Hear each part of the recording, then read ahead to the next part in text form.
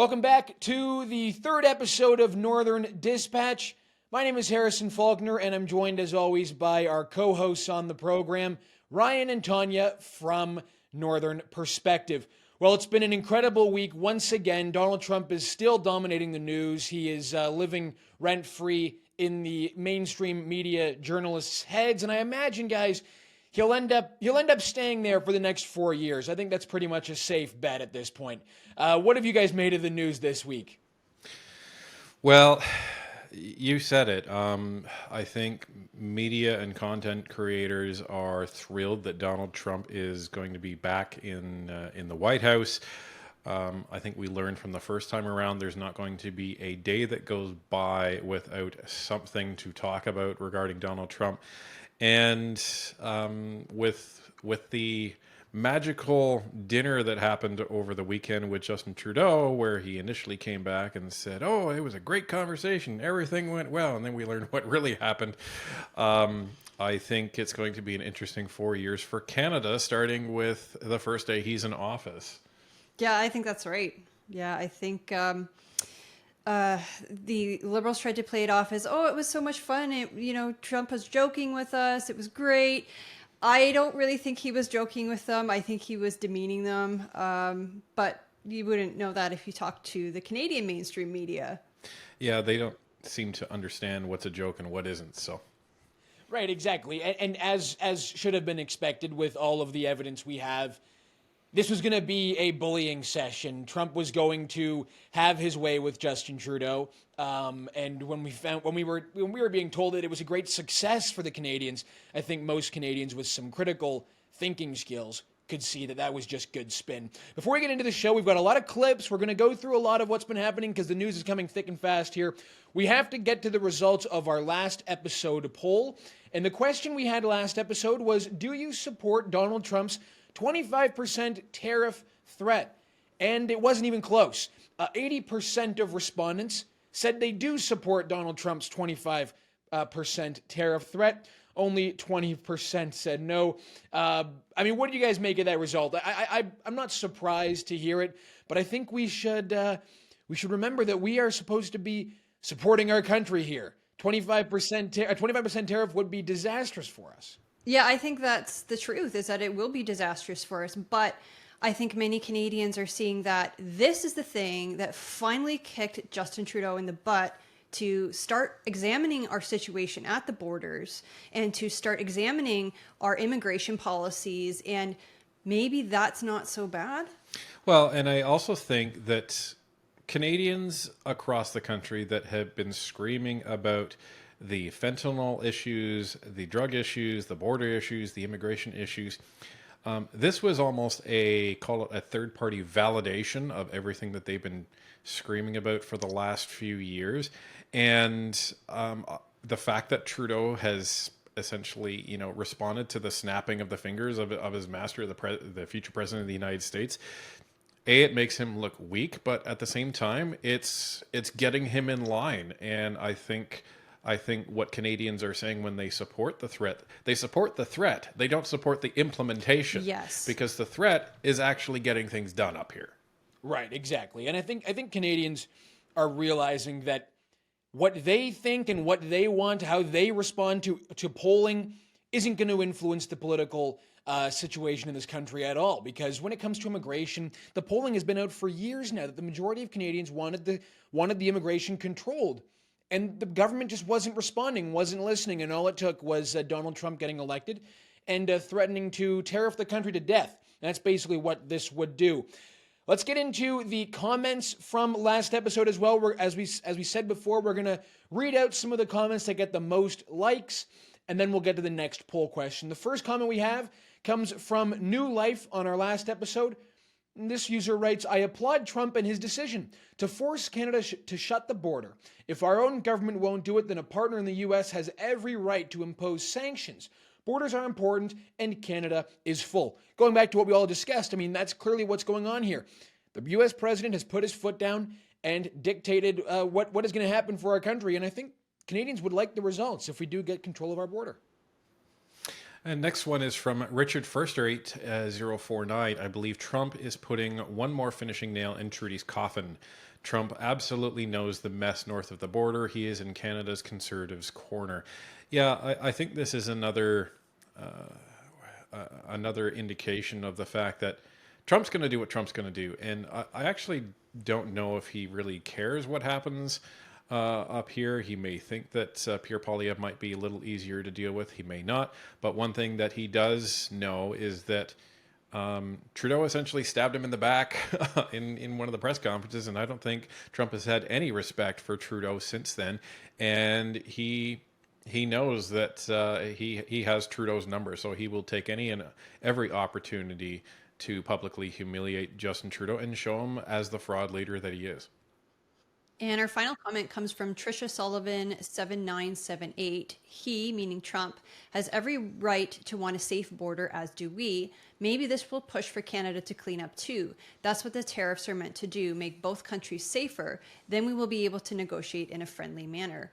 And I think that's a good point, that these tariffs, or at least the threat of these tariffs, are meant to get Canada in gear, get us start protecting our own border, and then we can negotiate with the Americans fairly and freely. Well, and I think the other thing that this does for Trump is he's going to come into office already bragging that look at what I've already done, and I haven't even been in office yet. So I think he's going to take that as an early win in his narrative of safeguarding the northern border. Oh, absolutely. I don't want to get too into the weeds of U.S. Diplomatic politics, but I think you're right about that. Donald Trump is making threats not only to Canada and Mexico regarding tariffs, but he's also making threats in the Middle East and forcing people to try to fall in line. And he could be able to claim victory on day one over a number of serious foreign issues like Gaza and Israel. I think that he will likely end up coming through with that, similar to what Reagan was able to accomplish on his first day with the Iran hostage deal. There might be something there with Gaza, but that's a bit, we're going a little deep into American politics there. Let's bring it back to the Canadian angle, and let's start with what has set the Canadian media alight this week. And that all has to do, of course, with the dinner that Trudeau had with Donald Trump on Friday night. Immediately after that, we started to hear reports from Canadian legacy media that it was a success for Canada, that Justin Trudeau and Katie Telford and Dominic LeBlanc showed up as Team Canada and were successful at getting Trump to recognize the differences between Mexico and Canada when it comes to immigration and drugs. That's a pretty low bar. I think all of us on this call, on this show, could be successful at doing that because really there is no comparison when it comes to both countries. However, it wasn't long until the United States and the American media came in with the other side of the story, probably the truth about what happened at that dinner. And this is what Fox News host Peter Doocy said on Monday night about what really happened at that dinner. Take a listen. And tonight we're getting some new details about that Trump-Trudeau dinner from two people who were at the table. We are told that when Trudeau told President-elect Trump that new tariffs would kill the Canadian economy, Trump joked to him that if Canada can't survive without ripping off the U.S. to the tune of $100 billion a year, then maybe Canada should become the 51st state and Trudeau could become its governor. So there we go. Ryan, apparently Donald Trump actually said that if Canada can't survive a 25% tariff when we are ripping them off to the tune of $100 billion, maybe we should just become the 51st state and Trudeau can become the governor of the country. Ouch. Yeah, and I guess, what they're saying, what happened after that was there was some nervous laughter from Justin Trudeau and Dominic LeBlanc. And I really think about how the Canadian media is now trying to spin this, because first it was, we had a great conversation, yada, yada, yada, everything's going to be fine. And then this story drops and now they're all in damage control. And now the Canadian media is saying, it's actually a good thing that they were making fun of Canada because that actually shows that there's a camaraderie between them. I'm like, are you kidding? Seriously, are you kidding? Have you seen what Donald Trump has said about Justin Trudeau after Trudeau tried to come out as the big tough guy after their one meeting? So I don't think that is going to fly with the Canadian public. And I think about if Pierre Poilievre was in that situation, I think you probably would have heard a shot back from him, because you see this all the time from Pierre Poilievre in question period, in debates. He's very good at thinking on his feet, and I think Trump would have respected a shot back from Pierre Poilievre, and probably would have given a handshake after that. But this is Justin Trudeau, and he just folded like a cheap suit. Yeah, the Canadian media is trying to pass this off as, oh, it was just a joke. It was just a joke. Maybe it was a joke, but I think it was one of those jokes that has some truth to it and is meant to sting. I mean, we all know the kind that we're talking about here. And I don't think it was just lighthearted fun. I think it was meant to send a message. Oh, I think absolutely. I'm sure it was meant to send a message. And, we all know Donald Trump to be a joker, to use humor as a political weapon, and a very effective weapon at that. It has been for him in the past. But, I want to ask you this, Ryan. What do you think Pierre Poilievre would have said? I mean, it's a tough position to imagine being in, the president joking about annexing the country and all that, face to face with that guy. What do you think you could even say back to that? I don't even know how you would respond to something like that. Well, it'd be kind of difficult, because you would have to take into the context where is Canada at that point with Pierre Poilievre? How long has he been in power? What has he been able to do? If we kind of take the same time period, let's say he's been in office for 3 or 4 years at that point, he probably would have done a lot. He probably would have, shot back something about Trump's campaign, or he probably would have made a lighthearted comment about Kamala Harris, or even Trump's legal situation, as a kind of a bar back, just sending a message of his own, saying, yeah, you can be clever, and but so can I, and we're a small country as Canada, but small doesn't necessarily mean we're a country to be trifled with, because you get all of our oil, buddy. So there's some things that we can do here. So I really think he would have been able to really come up with something, and almost establish a stalemate. And I think that would have been probably his aim there. That way Donald Trump can say essentially in his head, well played, and then that's how you earn the respect of somebody like Donald Trump. This entire situation, what appears to be the early stages of a dangerous trade dispute, potentially a trade war with the United States, has got me thinking about Canada's position and what it means to be Canada first, a Canadian nationalist, and the history of this, right? Because we've gone through periods of time where the relationship between the United States and Canada has not been good. I've done some reading recently about Diefenbaker and Kennedy. Famously, they were very cold with each other.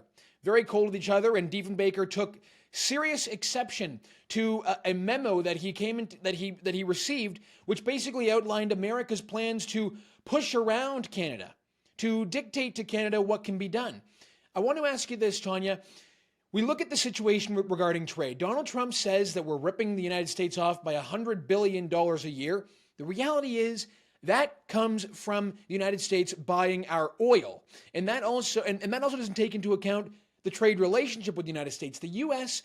Americans can purchase Canadian companies. Americans can also demand that we supply them with goods at the same rate if we enter a shortage. It doesn't really seem to me that the trade relationship is out of balance on the United States side. It seems that we're the ones with the short end of the stick, because we obviously wouldn't be able to survive a 25% tariff. Yeah, I don't think the term ripping off is the correct term in this situation. I think this is more of a symbiotic relationship where both countries are benefiting. The United States is benefiting from the goods that we are sending down there, and obviously Canada is benefiting from the money that we are able to earn by selling those goods. Yeah, I think we've had a very positive trade relationship with the United States up until this point. They're our largest trading partner. But if they're going to threaten tariffs, maybe we do need to look elsewhere for more positive trade relationships. Well, and the other thing that I would jump in there with is, just because you go to buy groceries, or, you even go to that small business down the street and you purchase something from them, you exit that encounter with less money. That doesn't mean they're ripping you off. Right. So just because the U.S. is buying our oil and, to the tune of, $100 billion in the hole, they are then turning around and making a net gain on that purchase because they're turning that into other products. So it's a very, I think, small, focused view of that individual transaction. But this is what Trump does in order to try to gain leverage, right? So, but we also have to look at the different options that perhaps under a Pierre Poilievre government that we would then gain, which is, Western pipelines out to BC. And, we have a lot more options. Maybe he's going to pick up the phone and contact Japan and Germany and ask them, hey, do you still need natural gas? Because contrary to what my predecessor said, there is actually a business case. Right. I mean, I sure hope he does. I think the majority of Canadians do. It was funny, the Cleanup Act, by the government and the legacy media involved Dominic LeBlanc admitting, well, maybe he was just making it up, but he said that Trump was teasing the Canadian delegation. I don't know. As a Canadian, I don't really like the idea of any world leader teasing and, kind of making jokes directed at our Prime Minister, regardless of who it is, and our delegation. That's what Dominic LeBlanc said. Take a listen to this. This desperate Cleanup Act. Canada seemed like a joke to Trump? Not at all. Not at all. That was not the context at all. In a three-hour social evening at the president's residence in Florida on a long weekend of American Thanksgiving, the conversation was going to be lighthearted. The president was telling jokes. The president was teasing us. It was, of course, on that issue, in no way a serious comment. We had a discussion on trade issues, on border security that was very productive. But the fact that there's a warm, cordial relationship between the two leaders and the president is able to joke like that, for us was a positive thing. What exactly did he say? What exactly did he say? But we don't have a transcript. No, if you look carefully at the picture, nobody had pads or were taking notes. It was a social evening. It wasn't a meeting in a boardroom with 10 bureaucrats keeping notes. It was a social evening. And there were moments where it was entertaining and funny, and there were moments where we were able to do, we think, some good work for Canada. All right, well, the biggest thing that has happened really this week has been the continuation of Donald Trump's trolling of Canada. He saw the meltdown that has been taking place over the news that he was joking about annexing Canada. He doubled down on Truth Social out of nowhere, posting an AI-generated picture of him standing on top of a mountain with the Canadian flag and the caption, "Oh, Canada." Ryan, when you saw this, what did you think?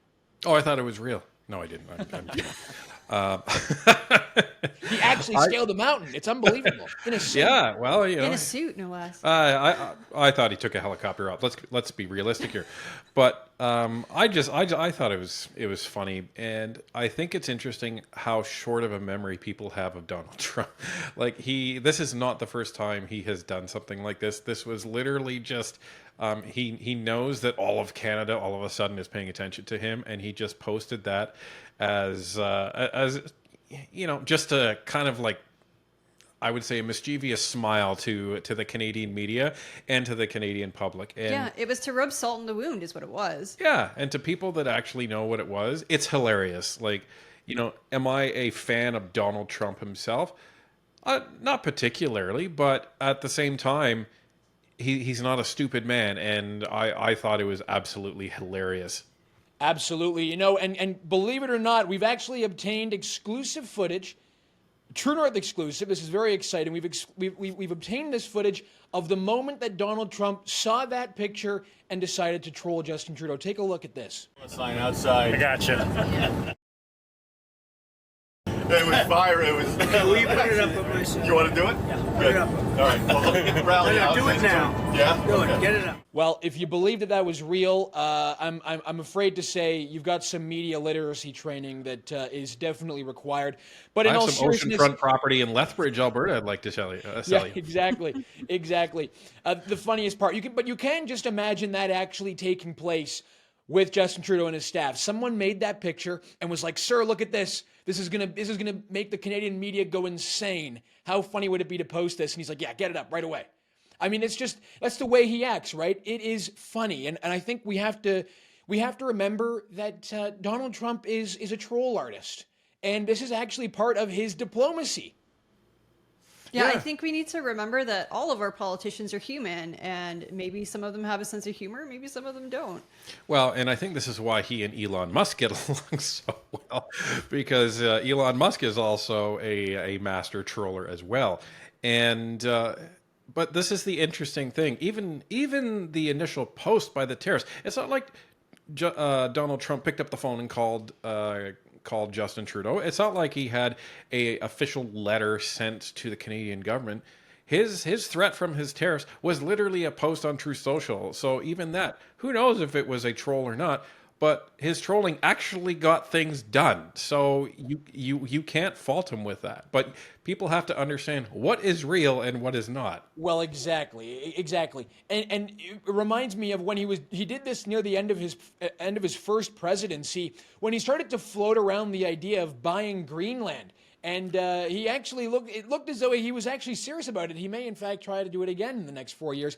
He posted a picture of some tiny Greenland village with a giant gold Trump tower. You can see it here on the screen. I promise not to do this to Greenland. I mean, that is just his thing. He called Kim Jong-un at the United Nations Little Rocket Man. And look what happened. He ended up getting a summit with Kim Jong-un and walking across the DMZ. So that's just his thing, right? I mean, Canadians have to be able to laugh at the trolling. None of us are responsible for Canadian diplomacy, so we can just sit back and laugh about it and just, I guess, pray that in fact he doesn't annex us.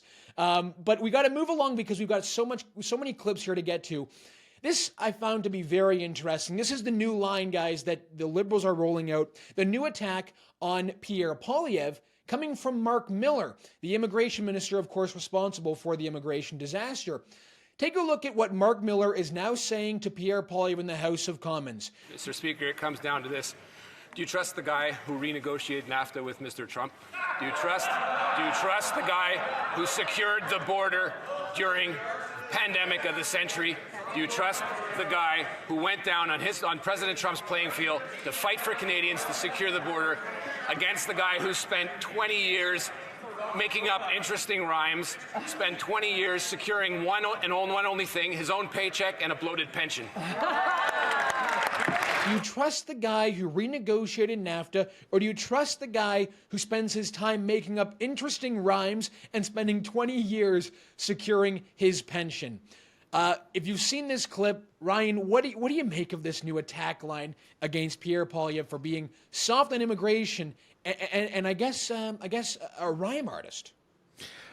Well, here's the thing.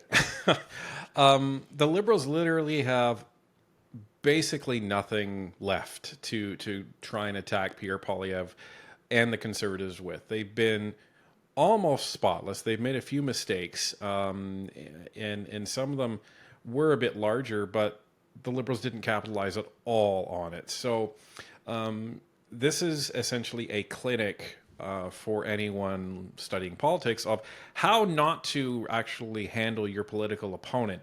And that's by the Liberals, and that's by Mark Miller. And I think he is just getting so frustrated because literally everybody is now going on the attack against Mark Miller, and he feels like he tries to clap back. Now, the interesting thing is Pierre gets some criticism from a lot of people that haven't paid attention to literally everything that he says, and how can you blame people? They can't. But Pierre has come out and stated that he will cap immigration to housing starts and the capacity of the healthcare system as well. So I don't know what Mark Miller is trying to talk about here. Now, Pierre does have to be careful to avoid just falling into a contrarian type of a role here. Like, it's okay to agree with the Liberals if they're correct on something. So I would advise Pierre, don't just oppose everything the Liberals are doing just for the sake of being in opposition. Right, and Tanya, what do you make of the new Liberal attack? It seems to be desperation. Yeah, I think it's completely baseless. If Pierre Poilievre was only after a pension, well, he would have left after he got his 6 years. I mean, he's still here 20 years later. I think he cares very much about this country and he wants to see it restored to its former glory. I also think that there is such a thing as being right too early, and that's why the Conservatives haven't said anything about immigration up until very recently. If you think about even a year ago, what was Canadians' attitude in general towards immigration? Everybody was very pro-immigration. Everybody was very pro-open border. I don't want to say everybody, but many Canadians. And now it's just starting to come around that maybe we don't have the capacity to support this many people all at once. And I think the Conservatives are trying to navigate that carefully so that the Liberals can't use that against them. Right. And I think there are, as we've pointed out, there are many things that you can criticize Pierre Poilievre for.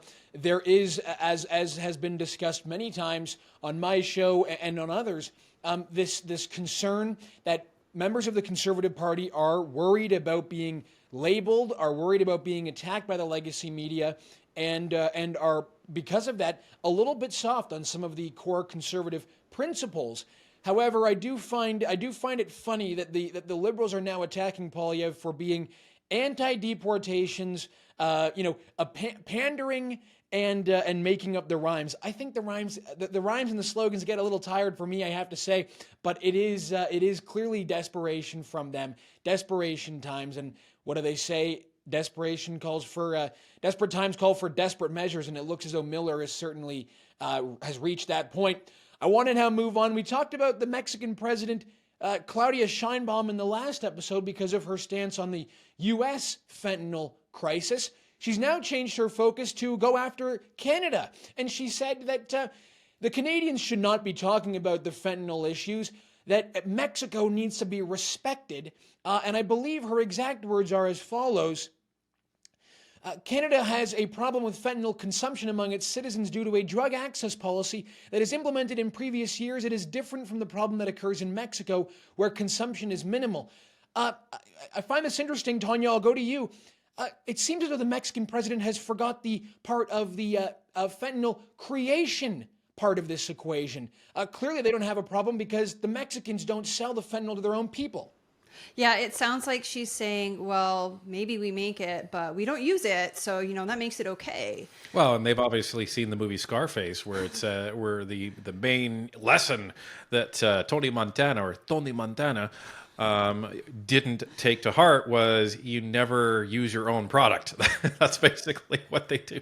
So yeah, of course they don't have a narcotic problem in Mexico because they only make it, they don't use it, allegedly. Well, and the Mexican president says that Canada has a change in access policy. Well, you guys haven't changed your export policy in a long time. Right. And I've been like almost to the point of being offended by what the Mexican president has been saying over the past couple days. I just find it outrageous. But then I've done a little bit of digging, and I learned that actually none of this should be surprising. The Mexican leadership have a history of saying outrageous things about the fentanyl crisis to divert any bad attention on their own people. Famously, the previous Mexican president said of the U.S. fentanyl crisis, the reason why the Americans are dying from fentanyl is because of a lack of hugs. A lack of hugs. This was written in the AP in 2023. So that's the position of the Mexicans on fentanyl crisis. The Americans aren't being hugged enough, guys. So they need one giant group hug in America, and then they'll be fine. Very serious people down there, clearly, maybe I shouldn't be so offended. That's just the way they roll. I now want to move on. Another classic example, guys, of the CBC and their position on Pierre Poilievre and immigration. We've known this for a while, but when you see it, you just got to highlight it. You got to call it out. This came from David Cochrane last night. Justin Trudeau held a leaders' meeting to inform Poilievre, Jagmeet Singh, Yves-Francois Blanchet, even Elizabeth May got herself into that meeting, shockingly, to discuss what the Canadian approach is going to be to this tariff threat. Apparently, Justin Trudeau said to all the leaders, please don't talk about the immigration failure that I have caused. Don't bring attention to the fact that we have an open border. It would be great if you could just not talk about that. Well, Pierre Poilievre went ahead, did his job, opposed the government, and talked about it immediately after the meeting. Take a look at how David Cochrane responded to this. Remember, he's supposed to be a journalist. So, Kate, on that, like all the national leaders get together in the cabinet room. That's where they met, apparently. And they were all asked to not say things like the border is broken. And in about 45 seconds, Pierre Poilievre says the border is broken. And then he leads off question period about the broken border. Right. This is exactly the sort of thing they're all being asked not to do because it helps the U.S. news cycle and helps the president-elect's argument. He was making comments about the border well before that meeting. Sure. He had also done an entire media availability on Sunday where he talked about what he would do to fix the border. So he's not just coming out and saying the border is a problem and it needs to be fixed. He's also outlining a path for how it could be fixed and actions that the government could take. So it's not just identification of a problem. There's also a solutions roadmap that he's identified. Are you guys surprised about the way the CBC is handling this?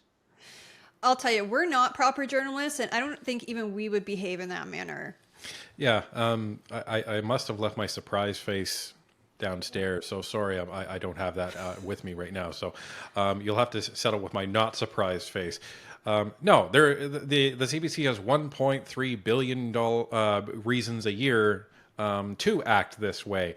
And as we know, there's a history between David Cochrane and Justin Trudeau. They're frankly buddies. Oh, yeah. You got to take a look at this clip. We've showed it on True North before.